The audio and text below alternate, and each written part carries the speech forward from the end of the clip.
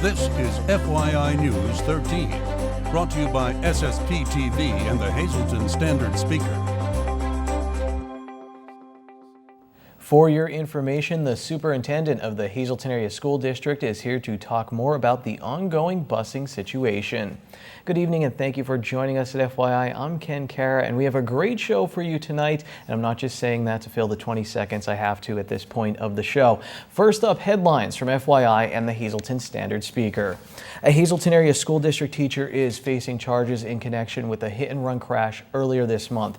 54-year-old Kathleen Ann Beltrami of Drums was arraigned yesterday before District Judge Daniel O'Donnell. A language arts teacher at the Drums Elementary Middle School, Beltrami is facing 8 charges, including 3 felonies.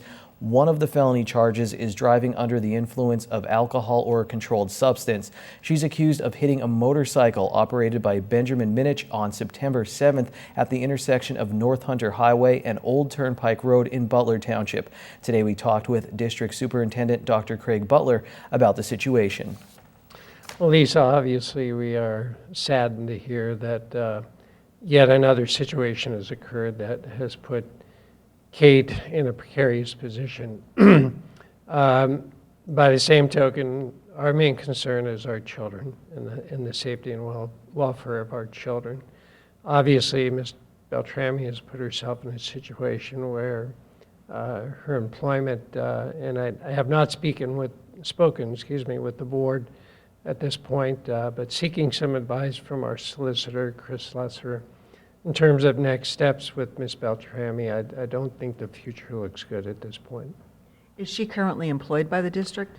She is not. She's on leave and has been on leave for several months for various reasons, but we've had a certified teacher filling in for her for a number of months now. So there's like no set protocol right now as to what to do if someone is charged? Well, the protocol that would be followed would be dictated by Attorney Slusser and his advice to me as the head official of the school district. I'll share that with the school board. I'm sure that moving forward, we want the best teachers and we want the best role models. We want the best adults in front of our children every day. So obviously, for whatever reason, Ms. Beltrami has fallen short in that regard, and we're going to uphold our standard. We want good teachers in front of our kids. Beltrami was released on unsecured bail. Her preliminary hearing is set for October 6th. You can read more in today's Standard Speaker and at standardspeaker.com. Meanwhile, what is the status of the busing situation in the Hazleton Area School District? FYI's Lisa Sugart has the latest. I'm pleased to welcome back to our studios Dr. Craig Butler, the Superintendent of Schools for the Hazleton Area School District. Dr. Butler, I know the district's still trying to work out the busing situation. Are we 100% corrected at this point, or where do we stand? We are definitely not 100% corrected at this point, Lisa. We're making great strides. We are just really disappointed that we started our school year in this fashion. Many of our parents and our students, our children, have been frustrated and troubled and had some reckless mornings and afternoons, and we're not pleased with what occurred at all. I'm not here to point the finger today at any one person or organization, but we are working frantically and have been working frantically the last several weeks to repair and reroute and adjust times and stops so that the problems are hopefully eliminating one by one. I think we, again, are making good progress. Lisa, we're in a position where we're soon going to be sending out updated bus passes for routes that have been scrutinized and modified and adjusted so that they will run with the maximum amount of ridership and efficiency, but also what I'm hearing in the schools now is that buses are arriving on time in the morning. A few examples where they're late, but the afternoon runs have improved immensely. Still some problems in the afternoon compared to morning, but our Director of Transportation and one of our major bus contractors really have been working hour by hour, minute by minute to solve these problems. we're getting better. I wish it was at a more rapid pace, but I think we are solving problems. I guess it's hard for us to wrap our head around this. What is taking so long in doing it? What do you have to do that's dragging the process out more? I think it's a combination of problems, Lisa. The maps that we receive from the 3 contiguous counties that we serve, one set of maps was, I might say, just outdated, which caused some problems as we geocode students. And geocode means basically we're pinning the address in our software system so we know exactly where that child lives and exactly where a stop has to be placed to serve that child and residences around where that child may live. So it's a combination of the software system, which unfortunately failed us early on, and correcting that, which is an expansive process, which includes, when I mention geocoding, I'm talking about geocoding all the new students who are coming in the district as well as the existing students. And we have had over the last 2 to 3 weeks between 200 and 250 new students come into the district. So it's difficult to keep up with. We have a limited staff in the transportation department, but they are working tirelessly. And it's caused frustration. It's caused anger, and again, we're working through that. We're trying to respond to parents as quickly as we can. Is there a date you're shooting for when this is all done? We are shooting for the end of this week, this Friday, that we would have the majority of our routes scrutinized, modified, adjusted, and repaired, you might say, so that they're running efficiently. So at the beginning part of next week, we should have the majority of the bus passes out, new bus passes that have been newly created for the newly created routes, and running more efficiently with exact ridership. And I know a big concern that I'm aware of in the community has been certain buses that are overcrowded. We're addressing those now, but once the new bus passes go out, and students who might be riding the bus who are not eligible riders now will not be allowed to get on the bus, that will help the overcrowding situation as well. All right. The latest on the busing situation in the Hazleton Area School District. Thank you to Dr. Butler for coming in and explaining it to us. Thank you, Lisa. You're invited to take part in what will be the first of 4 telephone town hall meetings focused on Pennsylvania's opioid crisis. State Senator Lisa Baker is urging residents to join in the discussion during what is being called a teletown hall meeting tomorrow night at 6:30 p.m. The discussion will focus on the growing opioid epidemic and what can be done to fight addiction and save lives. Participants can listen in, ask questions, or offer opinions. To take part in the telephone town hall, sign up at thecommonwealthcrisis.com to receive a phone call before it begins, or you can text the word "Talk Heroin," all one word, to 828282. Audio streaming will also be available. Again, the town hall via phone is tomorrow night at 6:30 p.m. Republican Congressman Lou Barletta and his Democratic challenger Mike Marsicano will square off in a debate just days before the November election. The 11th Congressional District debate will air on WVIA-TV, the public television station, on Thursday, November 3rd. Both Barletta and Marsicano are former Hazleton mayors. Meanwhile, candidates vying for the congressional seat in the 17th District will square off the night before. U.S. Representative Matt Cartwright, the Democratic incumbent, will face his challenger, Republican Matt Connolly, on November 2nd. Both debates begin at 7 p.m. They will also be streamed live at WVIA.org. The first group of bills from the Hazleton City Authority with an option to donate money to the Hazleton Police Department went out last week. The authority should have more information on the project later this week, and their deputy director would like to have something to share with the public at their meeting on Thursday. Currently, water and trash customers in Hazleton will get monthly vouchers to donate to a fund set up at Landmark Bank, according to the HCA's deputy director, Richard Amon. Amon is making a list of businesses in the Valmont Industrial Park he thinks the authority should solicit. They are also looking at ways to give those who rent properties in Hazleton a chance to donate. A committee being formed by Hazleton Mayor Jeff Gassat will then decide how to use the money for the police department. My wife makes a pretty mean vegetarian chili that would knock your socks off, and I think she should enter it into Hazleton Power's Chili Cook-Off. Calling all cooks, put your skills to the test at the Chili Cook-Off on October 7th as part of First Friday in downtown Hazleton. Prizes include tickets to several festive haunted attractions in our area. To enter, it's so easy. Just go to hazletonpower.org and click on the Chili Cook-Off image. It's the same image that's up on your screen because I stole it. I can't make anything nice like this, and I can't make chili, but everyone can take part in the fun. You can also call 570-956-7731 to register.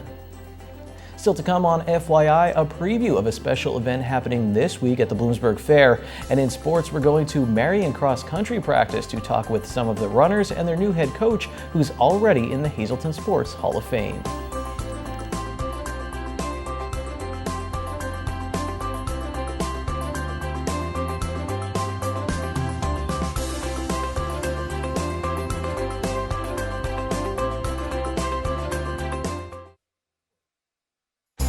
This is FYI News 13, brought to you by SSPTV and the Hazleton Standard Speaker.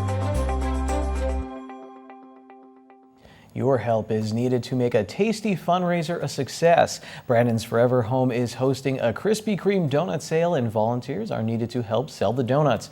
Stop by Brandon's Forever Home at 187 North Church Street in Hazleton this Friday from 5 until 7 p.m. Sample the product, have a cup of coffee, and learn more about the fundraiser. Forms will be available at that time. The donuts are $7 a dozen, or you can call Joyce at 570-401-9633 to volunteer or place an order. The sale will benefit children in foster care who are looking for their forever home.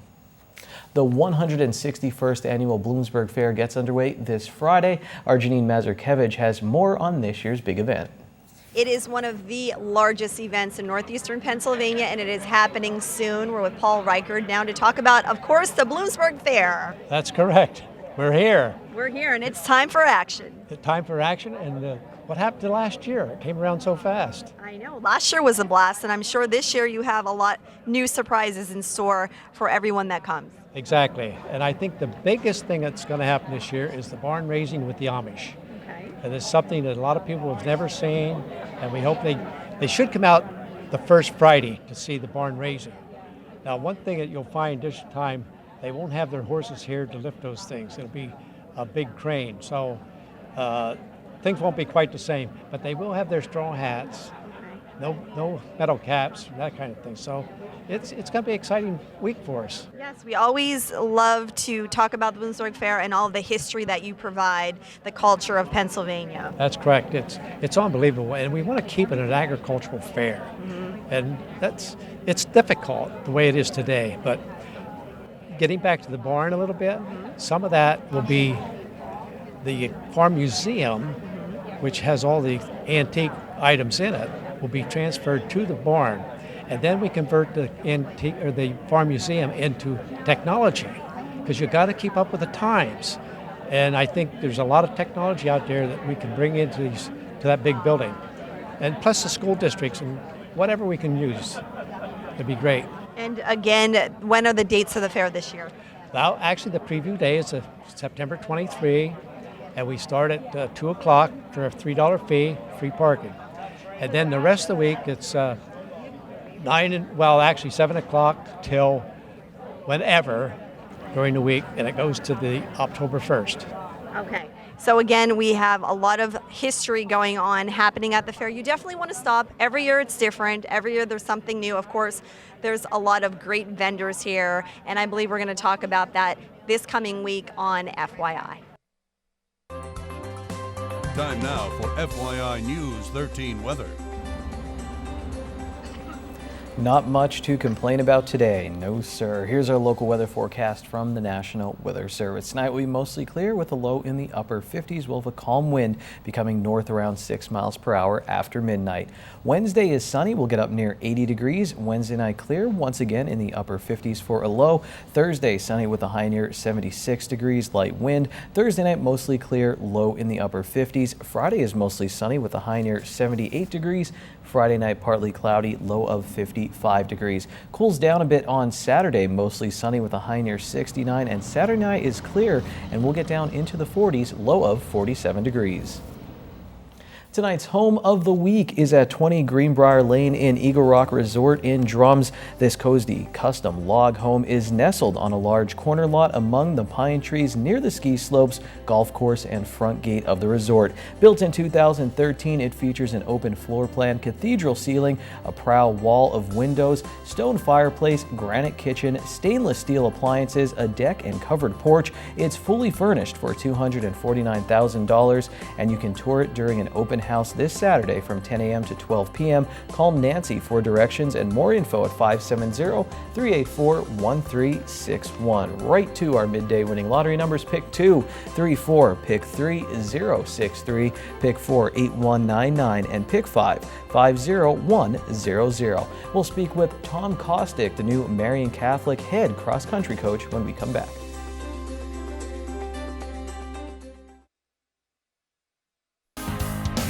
This is FYI News 13 Sports. The Marian cross country team is hosting a pretty important meet this week. North Schuylkill, Blue Mountain, and Monoy area will be in hometown to go for a run. The North Schuylkill and Blue Mountain boys are undefeated in Division 1 of the Schuylkill League, and Monoy area is unbeaten in Division 2. The Monoy area girls are also unbeaten. It's a big opportunity for the Colts and Phillies and their new head coach, Tom Kostick, who made a major name for himself while coaching the former Bishop Hafey High School cross country teams, where he won a ton of conference and district championships and won state championship. Marian head cross-country coach Tom Kostick says that rest is just as important as doing a workout. So in a sport that demands so much physically and mentally, it's safe to say that light moments are also needed. Kostick is ready to start practice before a big meet, but his team is not where he left them. Senior captain Michael Witzak led the Colts and Phillies behind the entrance to Men of Marian Stadium to hide. After a good laugh, it's straight to work. He knows when to do things and what to do to prepare for things, such as, there's intervals we do. We don't just run miles. We do exercises for our speed and exercises for our stamina. We do hills to help for longer distances up hills. I mean, he does a lot of things that help us out there in our courses. So Kostick believes that his team's best race should come at the end of the year, and that's how things are shaping up for both the Colts and the Phillies. Let's use junior Aaron Srinivasan as an example. For me personally, it was a rough start at the beginning, but this last Wednesday I actually ran my best time that I ever had, and I broke the school record for our course. So, I mean, awesome. It's amazing. What was your time? 18:14. Srinivasan's goal is to get his time down to 17 minutes and 30 seconds before the end of the year. That's a lot of time to cut, but he's faced some long odds in the sport before. When I was in 7th grade, I was actually overweight, and I got into running as a way to get more active. And from that point, I would come in last place then, and I knew what it was like to be the person in last place, and I have all respect for the person in last place because of that. But I wanted to train harder and get to where I am today. The Phillies have been banged up this season and running without last year's District 11 champion and state medalist Tina Caparel. She plans on being back very soon, and in the meantime, her sister Nicole has been picking up the slack. Once the Phillies are back close to 100%, Tina Caparel says they would like to qualify for states as a team.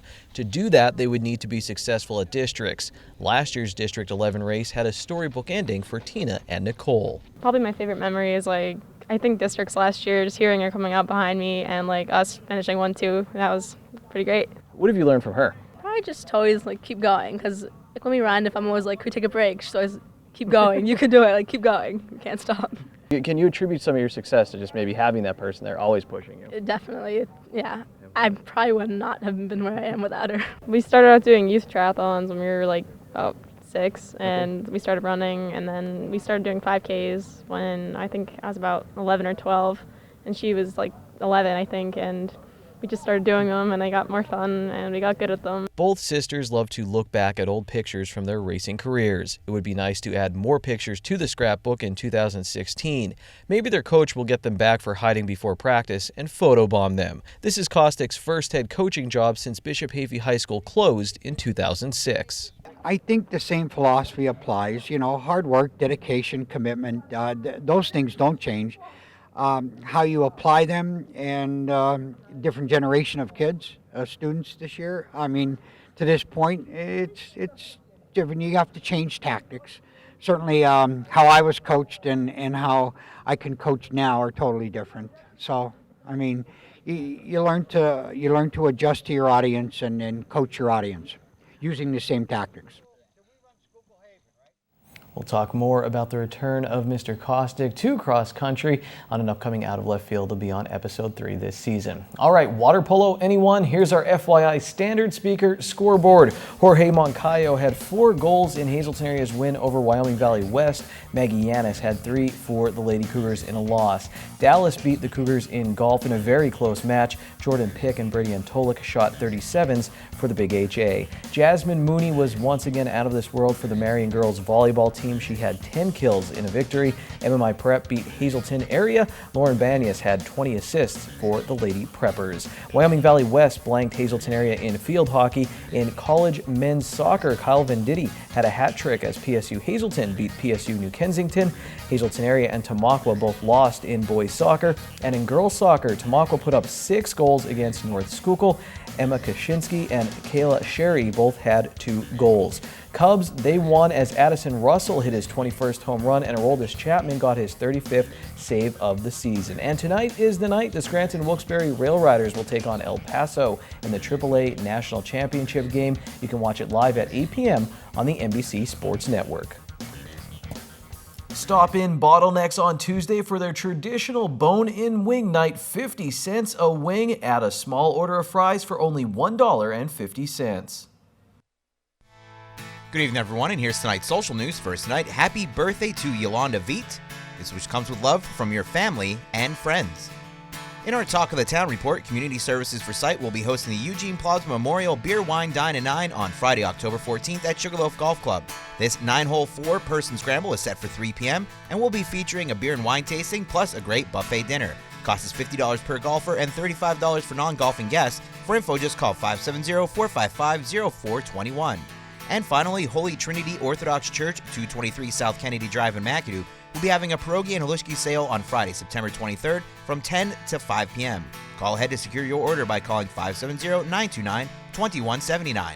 That's tonight's Talk of the Town. News 13 would like to send sincere condolences to the family and friends of these recently departed. Charles J. Ramalley, formerly of Ashland. Funeral is Thursday at 11 a.m. at the Cole Heisenroth Funeral Home. Friends may call Thursday from 9 to 11 a.m. Margaret M. Zarko of Hazleton. Funeral is Wednesday at 9:30 a.m. from the Frank J. Bonin Funeral Home. Friends may call Tuesday from 5 to 7:30. Lance P. Wagner of McAdoo. Funeral is Thursday at 11 a.m. in the Damiano Funeral Home. Friends may call Thursday from 9 to 11 a.m. Wayne A. Gerber of Hazleton. Funeral is Thursday at 11 a.m. at the Zion's Stone Church. No public viewing is scheduled. The Hillary J. Bonin Funeral Home is assisting the family. And Edward P. Sipple of Percy. Mass is Wednesday at 10 a.m. in the Good Shepherd Church.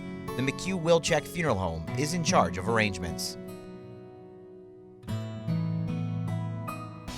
Attention pay-per-view subscribers, if you see your name right now on News 13, you have 13 minutes to call in and win a free movie from Service Electric Cablevision. Our winner tonight is Martin Schmidt of Ashland. Martin, if you're watching, give us a call, 570-455-7267, extension 104.